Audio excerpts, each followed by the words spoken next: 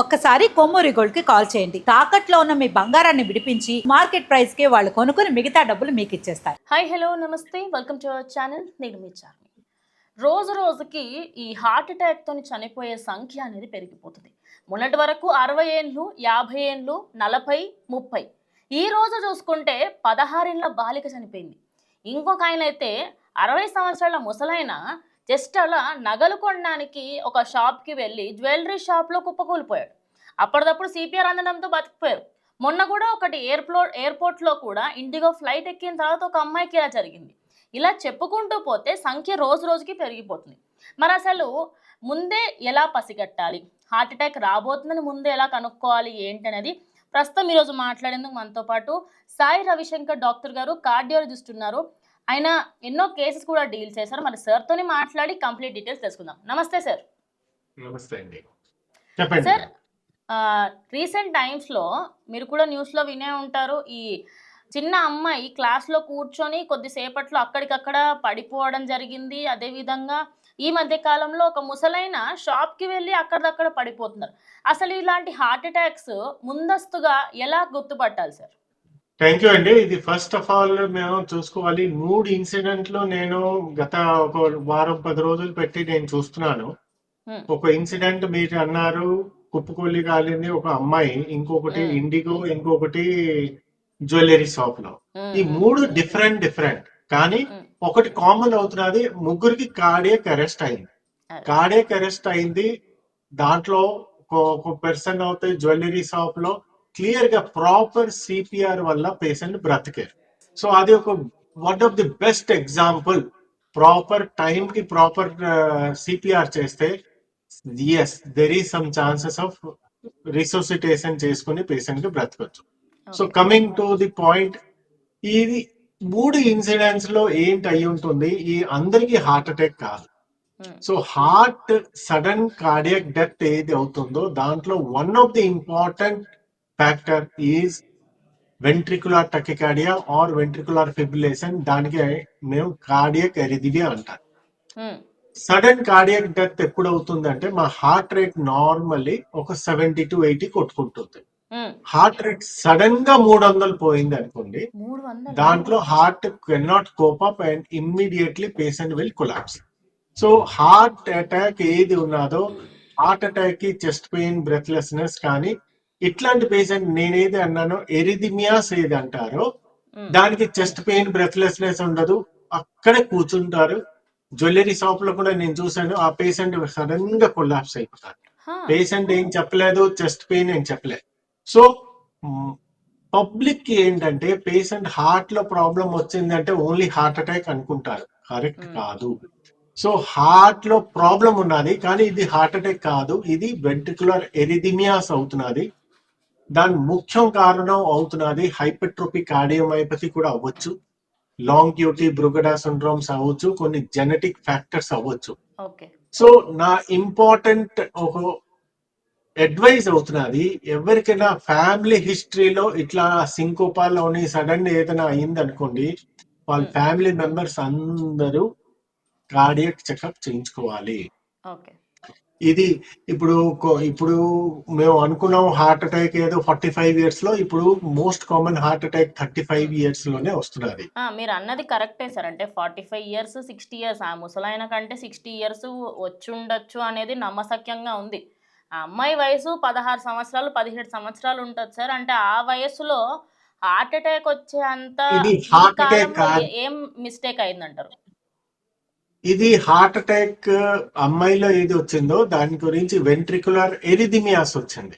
Ventricular ఎరిథిమియాస్ ఎందుకు వస్తుంది అంటే, పేషెంట్ ముందు నుంచే కొంచెం ఏదైనా హార్ట్ ప్రాబ్లం ఉంటుంది కానీ చిన్న వయసు కనుక వాళ్ళకి చెస్ట్ పెయిన్ వచ్చినా వాళ్ళు పట్టించుకోలేదు, బ్రెత్లెస్నెస్ వస్తుంది, దడదడ అనే అది కూడా వస్తుంది.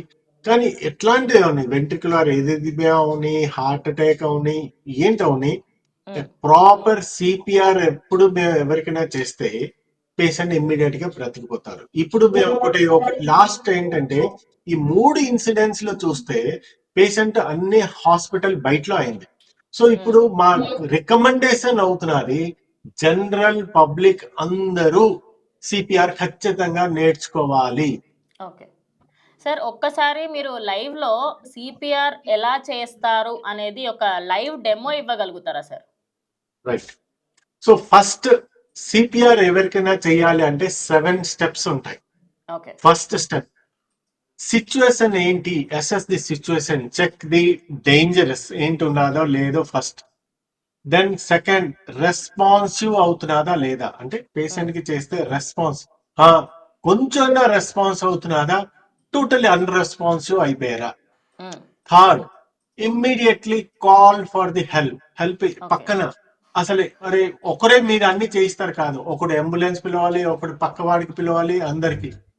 ఫోర్త్ అవుతున్నది ఎయిర్ వేస్ ఏది ఉన్నదో ఇట్ ఈస్ ఓపెన్, ఈ ఊపిరి ఇది ఉన్నదో హెడ్ ఇది స్ట్రైట్ చేసి లిఫ్ట్ ది చిన్, క్లియర్ ది ఎయిర్ వే, ఇది ఒకటి ఇంపార్టెంట్ చేయాలి.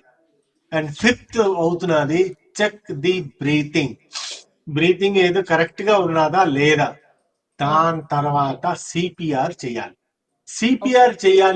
దాని తర్వాత నేను సిపిఆర్ ఎట్లా చేయాలో, దాని తర్వాత సిపిఆర్ అయింది తర్వాత మేము ఏం చేయాలి, ఏఈడి పెట్టుకోవాలి. అంటే మాకి డిఫిబ్రిలేషన్ యూజువలీ కొన్ని మా బాల్స్ లో ఉని దాని గురించి దాంట్లో బాగా అవుతాయి. సో సిపిఆర్ కూడా ఓకే ఎట్లా చేయాలి అంటే ఫస్ట్ హ్యాండ్స్ కి మేము చేసుకుని ఈ ఎల్బో ఏదో స్ట్రైట్ ఉండాలి. ఈ స్ట్రైట్ ఉన్న తర్వాత మేము ఈ టోటల్ ఒక్కో హ్యాండ్ కి ఒక్కొక్క హ్యాండ్ పెట్టుకుని ఈ పోర్షన్ కి మేము అట్లీస్ట్ 2 ఇంచెస్ మేము ప్రెస్ చేయాలి. So and at least 2 to 4 inches మేము ప్రెస్ చేయాలి. ఏంటి అండ్ పేషెంట్ సపోజ్ ఇట్లా ఉన్నారు, మేము టోటల్ యాంగిల్ 90 డిగ్రీ యాంగిల్ లో పుష్ చేయాలి. సో దట్ వాళ్ళకి ప్రాపర్ ప్రెషర్ అవుతుంది.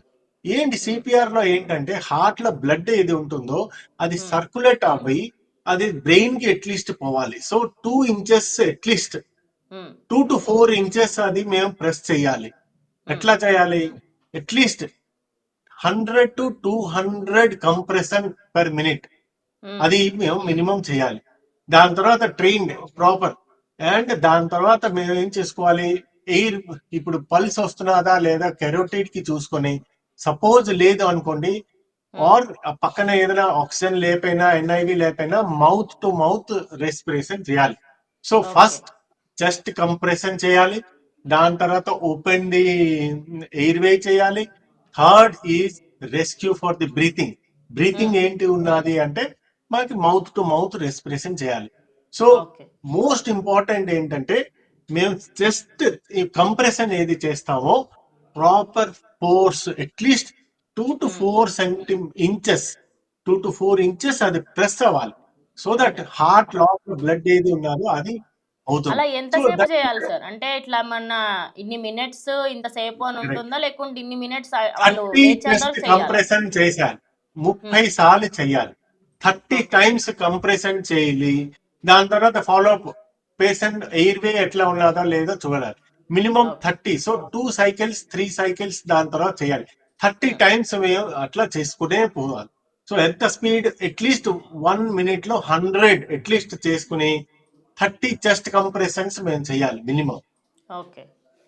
దాని తర్వాత బ్రీతింగ్ ఉన్నదా లేదా, బ్రీతింగ్ లేదు అనుకోండి మౌత్ టు మౌత్ బ్రీతింగ్ చేసుకోవాలి. సో ఫైనల్ గా సార్ ఇప్పుడు ఫుడ్ విషయంలో కూడా అంటారు కదా, ఇలాంటి ఫుడ్స్ తింటే హార్ట్ కి డ్యామేజ్ అయ్యే అవకాశం ఉంటుంది, అంటే హార్ట్ కి సంబంధిత ప్రాబ్లమ్స్ ఉన్న వాళ్ళు ఇది తినకూడదు అంటే ఆ ఫుడ్స్ ఏంటో ఒకసారి చెప్తారా సార్ ఫైనల్ గా? ఎనీ జంక్ ఫుడ్స్ ఏది ఉన్నదో అది అవాయిడ్ చేయాలి.